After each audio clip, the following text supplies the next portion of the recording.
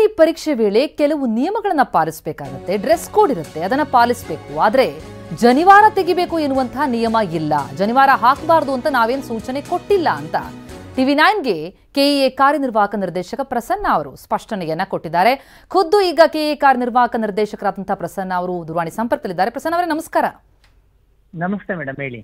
ಈ ಎಕ್ಸಾಮ್ಗೆ ಸಿಇಟಿ ಎಕ್ಸಾಮ್ಗೆ ಹೋಗುವಂತ ಸಂದರ್ಭದಲ್ಲಿ ಜನಿವಾರ ಹಾಕೊಂಡು ಹೋಗೋಂಗಿಲ್ವಾ ಸರ್? ಆ ಥರದ್ದು ಏನಾದ್ರು ರೂಲ್ಸ್ ಇದೆಯಾ? ಮೇಡಮ್, ಅದು ಬಹಳ ಸ್ಪಷ್ಟವಾಗಿ ನಾವು ಡ್ರೆಸ್ ಕೋಡ್ ಅನ್ನ ಕೊಟ್ಟಿದ್ವಿ. ಎಲ್ಲ DCCಗೆ, SP ಅವರಿಗೆ, ADCಗೆ, DDPO ಅವರಿಗೆ ವಿಡಿಯೋ ಕಾನ್ಫರೆನ್ಸ್ ಮೂಲಕ ಸಹ ಕ್ಲಾರಿಫೈ ಮಾಡಿದ್ವಿ ಏನ್ ನಿಯಮಗಳನ್ನ ವಿದ್ಯಾರ್ಥಿಗಳು ಪಾಲನೆ ಮಾಡ್ಬೇಕು ಅಂತೇಳಿ. ಈ ಪರೀಕ್ಷಾ ಸಂದರ್ಭದಲ್ಲಿ ಪಾರದರ್ಶಕವಾಗಿ ನಡಿಬೇಕು, ಯಾವುದೇ ಮಾಲ್ ಪ್ರಾಕ್ಟೀಸ್ ಆಗ್ಬಾರ್ದು ಅಂತೇಳಿ ಕೆಲವೊಂದು ಡ್ರೆಸ್ ಕೋಡ್ಗಳನ್ನ, ನಿಯಮಗಳನ್ನ ನಾವು ಪಬ್ಲಿಷ್ ಮಾಡಿದ್ವಿ. ಆದ್ರೆ ಅದ್ರಲ್ಲಿ ಎಲ್ಲೂನು ಜನಿವಾರ ಹಾಕ್ಬಾರ್ದು, ಲಿಂಗದ ಕಾಯ ಹಾಕ್ಬಾರ್ದು, ಇದು ಏನು ನಾವು ಹೇಳಿಲ್ಲ. ಈಗ ಏನು ರಾಜ್ಯದಲ್ಲಿ ಬೀದರಲ್ಲಿ ಒಂದು ಕಾಲೇಜಲ್ಲಿ ಮತ್ತೆ ಶಿವಮೊಗ್ಗದಲ್ಲಿ ಒಂದು ಕಾಲೇಜಲ್ಲಿ ಈ ತರ ಇನ್ಸಿಡೆಂಟ್ ಆಗಿದೆ. ಅದು ತುಂಬಾ ದುರದೃಷ್ಟಕರ. ಮತ್ತೆ ಅದ್ರ ಬಗ್ಗೆ ಈಗಾಗ್ಲೇನೆ ನಮ್ಮ ಉನ್ನತ ಶಿಕ್ಷಣ ಸಚಿವರು ತನಿಖೆ ಮಾಡ್ಲಿಕ್ಕೆ DC ಅವರಿಗೆ ನಿರ್ದೇಶನ ಕೊಟ್ಟಿದ್ದಾರೆ. ಯಾರು ತಪ್ಪು ಮಾಡಿದ್ದಾರೆ ಅವ್ರ ಮೇಲೆ ಕ್ರಮ ಆಗ್ಬೇಕು ಅಂತ. ಅದು ಕೆಳಗಿನ ಮಟ್ಟದಲ್ಲಿ ಆಗಿರುವಂತದ್ದು. ಬಟ್ ಆದ್ರೆ ಸ್ಪಷ್ಟವಾಗಿ ನಾವು ಜನಿವಾರ ತೆಗೆದಿರುವಂತ ತಪ್ಪು, ಆ ತರದ್ ಯಾವ್ದು ನಿಯಮಗಳಿಲ್ಲ. ಬಟ್ ಸರ್, ಈಗ ಅಧಿಕಾರಿಗಳ ಅಚಾತುರ್ಯದಿಂದ ಮಕ್ಕಳ ಭವಿಷ್ಯದ ಪ್ರಶ್ನೆ ಅಲ್ವಾ? ಈಗ ಆ ಮಕ್ಕಳು ಏನ್ ಮಾಡ್ಬೇಕು? ಒಂದು ಮುಖ್ಯವಾದ ಪರೀಕ್ಷೆ ಬರೆಯೋದಕ್ಕೆ ಆಗಿಲ್ಲ, ಕನಸು ಕಟ್ಕೊಂಡಿರ್ತಾರೆ, ಅವ್ರ ಪಾಡೇನು ಅಂತ, ಅವರಿಗಾಗಿ ಏನ್ ಕ್ರಮ ಆಗತ್ತೆ ಈಗ ಅಧಿಕಾರಿಗಳಂತಂದ್ರೆ ಅದೇ ಕೆಳಮಟ್ಟದಲ್ಲಿ ಈಗ 775 ಪರೀಕ್ಷಾ ಕೇಂದ್ರಗಳು ಇಡೀ ರಾಜ್ಯದ 54 ತಾಲೂಕು ಮತ್ತು ಜಿಲ್ಲಾ ಕೇಂದ್ರಗಳಲ್ಲಿ ಇತ್ತು. ಅದರಲ್ಲಿ 2 ಪರೀಕ್ಷಾ ಕೇಂದ್ರಗಳಲ್ಲಿ ಈ ತರ ಘಟನೆ ಆಗಿರುವಂತದ್ದು. ಶಿವಮೊಗ್ಗದಲ್ಲಿ ಈ ತರ ಆರಂಭದಲ್ಲಿ ಗೊಂದಲ ಆದ್ರೂ ಸಹ ಪರೀಕ್ಷೆಯನ್ನ ವಿದ್ಯಾರ್ಥಿಗಳು ಬರ್ತಿದ್ದಾರೆ.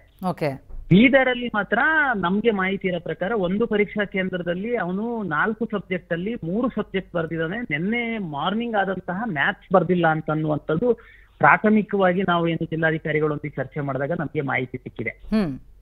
ಹಾಗಾಗಿ ಅದು ಕೆಳಗಿನ ಹಂತದ ಸಿಬ್ಬಂದಿಗಳು ಮಾಡಿರುವಂತದ್ದು ತಪ್ಪು. ಆಕ್ಚುಲಿ ನಾವು ಕರ್ನಾಟಕ ಪರೀಕ್ಷಾ ಪ್ರಾಧಿಕಾರದ ವತಿಯಿಂದ ಈ ಧಾರ್ಮಿಕ ಜನಿವಾರ ಇರ್ಬೋದು, ಈ ತರದ್ ಯಾವ್ದು ತೆಗಿಲಿಕ್ಕೆ ಇನ್ಸ್ಟ್ರಕ್ಷನ್ ಕೊಟ್ಟಿಲ್ಲ. ಅವ್ರ ಹಂತದಲ್ಲಿ ಆಗಿರುವಂತ ತಪ್ಪು. ಅದು ಯಾರು ಯಾವ ಹಂತದಲ್ಲಿ ಮಿಸ್ಕಮ್ಯುನಿಕೇಶನ್ ಆಗಿ ತಪ್ಪು ಮಾಡಿದ್ರು ಅವರಿಗೆ ಏನು ಅವ್ರ ಮೇಲೆ ಕ್ರಮ ತಗೊಳ್ಬೇಕು, ವಿದ್ಯಾರ್ಥಿಗೆ ಯಾವ ರೀತಿ ನ್ಯಾಯ ಕೊಡಿಸ್ಬೇಕು ಅನ್ನೋದ್ರ ಬಗ್ಗೆ ನಾವು ಜಿಲ್ಲಾಧಿಕಾರಿಗಳದ್ದು ವರದಿಗೆ ನಿರೀಕ್ಷೆ ಮಾಡ್ತಾ ಇದೀವಿ. ಅದು ಬರ್ತಿದಂಗೆನೆ ಖಂಡಿತ ಅದ್ರ ಮೇಲೆ ಕ್ರಮ ತಗೊಂತೀವಿ. ಅಂದ್ರೆ ಈಗ ಒಂದು ಅಧಿಕಾರಿಯ ವಿರುದ್ಧ ಯಾರೇ ಮಾಡಿದ್ರು ಕ್ರಮ, ಮತ್ತೊಂದು ಪರೀಕ್ಷೆ ರೀ ಎಕ್ಸಾಮ್ ಮಾಡಿಸೋದಕ್ಕೆ ಅವಕಾಶ ಇದೆಯಾ ಈಗ ಆ ವಿದ್ಯಾರ್ಥಿಗೆ? ಅದಕ್ಕೆ ಯಾವ ರೀತಿ ಅಂದ್ರೆ ಅವಕಾಶಗಳಿದೆ ಅಂತ? ಈಗ ವಿದ್ಯಾರ್ಥಿ ಆಕ್ಚುಲಿ PCMB 4 ಸಬ್ಜೆಕ್ಟ್ ಅನ್ನ ಬರಿಬೇಕಾಗಿತ್ತು. ಆ 4 ಸಬ್ಜೆಕ್ಟ್ ಆಧರಿಸಿ ನಾವು ಬೇರೆ ಬೇರೆ ರ್ಯಾಂಕ್ ಕೊಡುವಂತದ್ದು ಇರುತ್ತೆ. ತಮ್ಗೆ ಗೊತ್ತು, PCM ಮೇಲೆ ಇಂಜಿನಿಯರಿಂಗ್ ರ್ಯಾಂಕ್ ಕೊಡುವಂತದ್ದು ಇರುತ್ತೆ. M ಇಲ್ಲ, ಮ್ಯಾಥ್ಸ್ ಇಲ್ಲ ಅಂತಂದ್ರೆ PCB ಮೇಲೆ ನರ್ಸಿಂಗು, ಅಗ್ರಿಕಲ್ಚರು, ಆರ್ಟಿಕಲ್ಚರು, ವೆಟರ್ನರಿ ಇದಕ್ಕೆಲ್ಲ ರ್ಯಾಂಕ್ ಕೊಡುವಂತದ್ದು ಇರುತ್ತೆ. ಈಗ ಈ ವಿದ್ಯಾರ್ಥಿಗೆ ಮ್ಯಾಥ್ಸ್ ಪರೀಕ್ಷೆಯಿಂದ ವಂಚಿತ ಆಗಿರೋದ್ರಿಂದ ಅವನಿಗೆ ಇಂಜಿನಿಯರಿಂಗ್ ರ್ಯಾಂಕ್ ಕೊಡುವಂತದ್ದು ಅವಕಾಶ ಕೈ ತಪ್ಪೋಗಿದೆ, ವಿದ್ಯಾರ್ಥಿಗೆ ಅನ್ಯಾಯ ಆಗಿದೆ ಅಂತನ್ನುವಂಥದ್ದು ಬಹಳ ಸ್ಪಷ್ಟವಾಗುತ್ತೆ.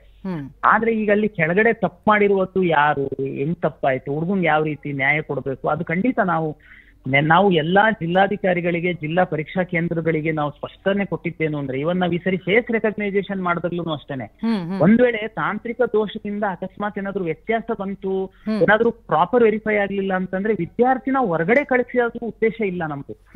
ಯಾಕಂದ್ರೆ ಅವ್ರದ್ದೆಲ್ಲ ನಮ್ಮ ಹತ್ರನೇ ಇರುತ್ತೆ, ರಿಸಲ್ಟ್ ನಾವೇ ಕೊಡುವಂತದ್. ನಂತರ ಅವರಿಗೆ ಯಾವುದೇ ಕಾರಣಕ್ಕೆ ಪರೀಕ್ಷೆ ಬರೆಯೋದಕ್ಕೆ ಅವಕಾಶ ಕೊಡಬೇಕು ಅಂತಾನೆ ನಮ್ದು ನಿರ್ದೇಶನ ಇತ್ತಂತದ್ದು.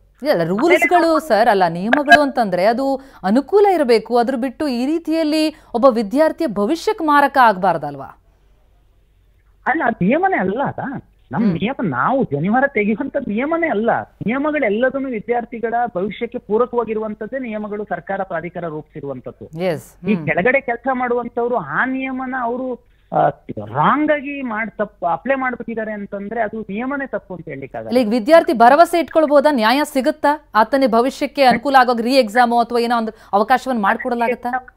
ಅಲ್ಲ, ಬಟ್ ನಮ್ಮ ಉನ್ನತ ಶಿಕ್ಷಣ ಸಚಿವರು ಸಹ ನನ್ನ ಜೊತೆ ದೂರವಾಣಿ ಮೂಲಕ ಮಾತಾಡಿದ್ರು, 2 ಜಿಲ್ಲಾಧಿಕಾರಿಗಳಿಗೆ ಸಹ ಮಾತಾಡಿದ್ರು.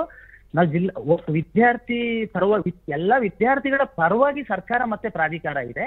ಖಂಡಿತ ವಿದ್ಯಾರ್ಥಿ ಚಿಂತನೆ ಮಾಡುವಂತದ್ದು ಬೇಡ. ಯಾವ ರೀತಿ ನಾವು ಕೊಡ್ಬೋದು, ಈಗ ತಪ್ಪೇ ಯಾರ್ದಾಗಿದೆ ಅದು ಜಿಲ್ಲಾಧಿಕಾರಿಗಳಿಂದ ವರದಿ ಬಂದ ತಕ್ಷಣ ಖಂಡಿತ ನಾವು ಸೂಕ್ತವಾದ ಕ್ರಮ ತಗೊಳ್ತೀವಿ ಮೇಡಮ್. ಥ್ಯಾಂಕ್ ಯು ಪ್ರಸನ್ನ ಅವರೇ, TV9 ಜೊತೆ ಮಾತನಾಡಿದ್ದಕ್ಕೆ.